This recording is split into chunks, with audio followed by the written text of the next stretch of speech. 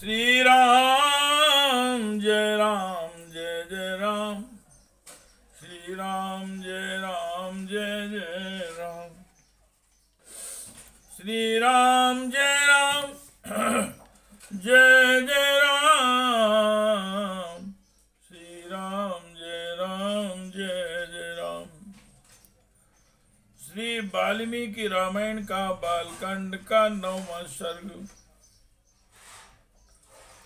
सुमंत्र जी का राजा को ऋषि श्रृंग मुनि को बुलाने की सलाह देते हुए उनके अंग देश में जाने और शांता से विवाह करने का प्रसंग सुनाना।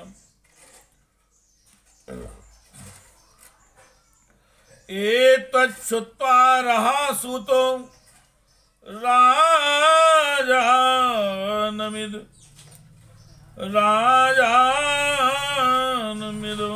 ब्रवीत् श्रूयतां तत्पुरावृत्तं पुराणे च मया सुतम्।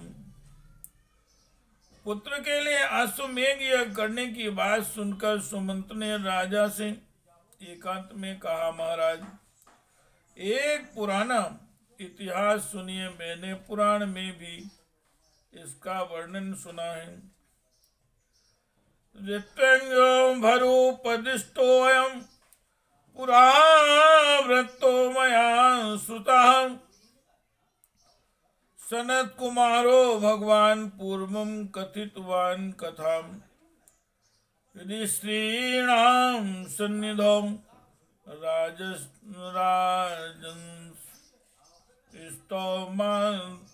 पुत्रागमं प्रति। ऋतुजों ने पुत्र की प्राप्ति के लिए इन अश्वमेध रूप उपाय का उपदेश किया है, परंतु मैंने इतिहास के रूप में कुछ विशेष बात सुनी है। राजन, पूर्व काल में भगवान सनत कुमार ने ऋषियों के निकट एक कथा सुनाई थी। वह आपकी पुत्र प्राप्ति से संबंध रखने वाली है। काश्यपस्य पुत्रो अस्ति विभाण्डक इति सुता।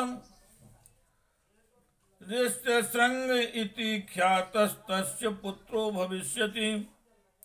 सावने नित्य समृद्धो मुनिर्वनचरः सदा।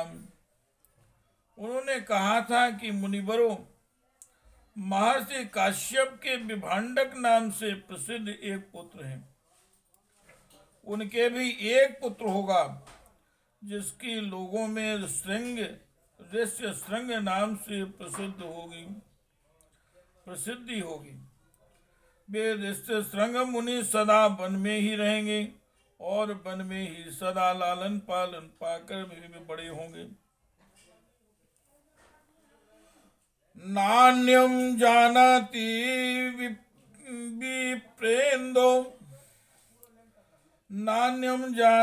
विप्रेन्द्रो नित्यम कीर्तनुवर्तनान्। द्वे विद्यम ब्रह्मचर्यस्य भविष्यति महात्मनः। लोकेषु प्रथितं राजन् विप्रेषु कथितं सदा। सदा पिता के साथ रहने के कारण विप्रवर ऋष्य श्रृंग दूसरे किसी को नहीं जाने। राजन, लोक में ब्रह्मचर्य के 2 रूप विख्यात हैं और ब्राह्मणों ने सदा उन दोनों स्वरूपों का वर्णन किया है। एक तो है दंड मेखला आदि धारण रूप मुख्य ब्रह्मचर्य और दूसरा है ऋतु काल में पत्नी समागम रूप गौण ब्रह्मचर्य। उन महात्मा के द्वारा उक्त दोनों प्रकार के ब्रह्मचर्यों का पालन होगा। तस्यैवं वर्तमानस्य कालः समभिर्वर्ततम्। अग्निं शुश्रूषमाण्डस्य पितरं च यशस्वनम्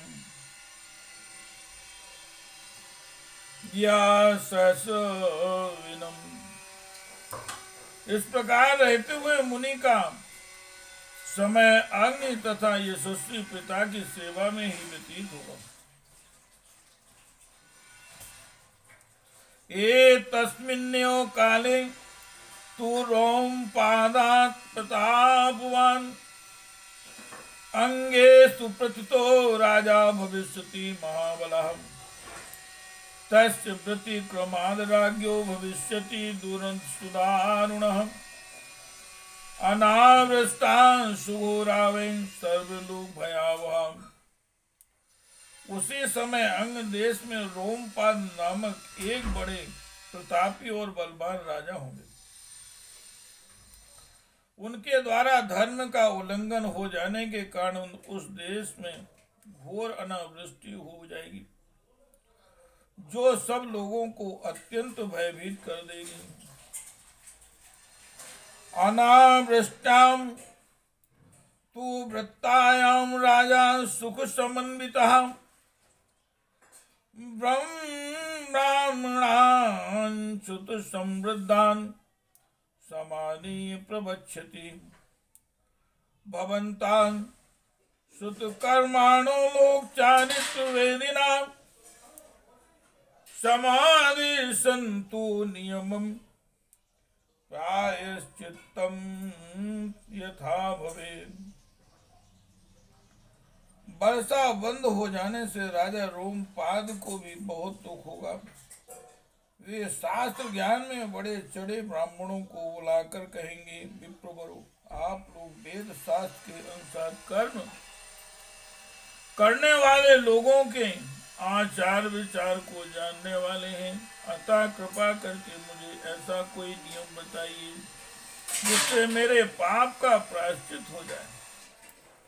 श्री राम जय राम जय जय राम, श्री राम जय राम जय जय राम, श्री राम जय जय राम। इत्युक्तास्ते ततो राज्ञा सर्वे ब्राह्मण सत्तमा वच्यन्ते ते महीपालम ब्राह्मणा वेद पारगाः। राजा के ऐसा कहने पर वेदों के पारंगत विद्वान सभी श्रेष्ठ ब्राह्मण उन्हें इस प्रकार सलाह देंगे। विभाण्डक सुतम राजन सर्वोपाय रिहानय अनाव्यतु महीपाल श्रेष्ठ श्रृंगम सुसत्वतम।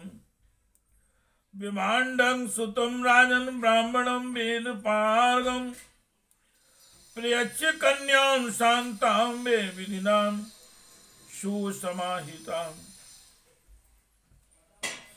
हे राजन, विभाण्डक के पुत्र जैसे श्रृंग वेदों के पारगामी विद्वान हैं। भूपाल, आप सभी उपायों से उन्हें यहाँ ले आइए, बुलाकर उनका भली भांति सत्कार कीजिए, फिर एकाग्र चित्त हो वैदिक विधि के अनुसार उनके साथ अपनी कन्या शांता का विवाह कर दीजिए। तेषां तु वचनं श्रुत्वा राजा चिंतां प्रपश्यते केनोपायेन में शक्यमिहा नेतुं सा वीर्यवान्। उनकी बात सुनकर राजा इस चिंता में पड़ जाएंगे कि किस उपाय से उन शक्तिशाली महर्षि को यहाँ लाया जा सकता है। ततो राजा विनिश्चित्य सह मंत्री विरात्मवान् पुरोहितुं मात्यांशं प्रेषयति सत्वतान्। फिर वे मनस्वी नरेश मंत्रियों के साथ निश्चय करके अपने पुरोहित और मंत्रियों को सत्कार पूर्वक वहां भेजेंगे। ते तु राज्ञो वचा सुत्वा व्यथिता विनताननः न गच्छे वृषेर्भीता अनुनेष्यन्ति तम नृपम्। राजा की आवाज सुनकर वे मंत्री और पुरोहित मुंह लटकाकर दुखी हो जाएंगे, यूं कहने लगेंगे कि हम महर्षि से डरते हैं, इसलिए वहां नहीं जाएंगे। यूं कहकर वे राजा से बड़ी अनुनय विनय करेंगे। वक्ष्यन्ति चिन्तित्वा ते तस्योपायांस्तान् क्षमान् आनेष्यामो वयं विप्रन्ना चादोषो भविष्यति। इसके बाद सोच विचार कर वे राजा को योग्य उपाय बताएंगे और फिर कहेंगे कि हम उन ब्राह्मण कुमार को किसी उपाय से यहाँ ले आएंगे। ऐसा करने से कोई दोष नहीं घटित होगा। एव मंगाधिपेनेव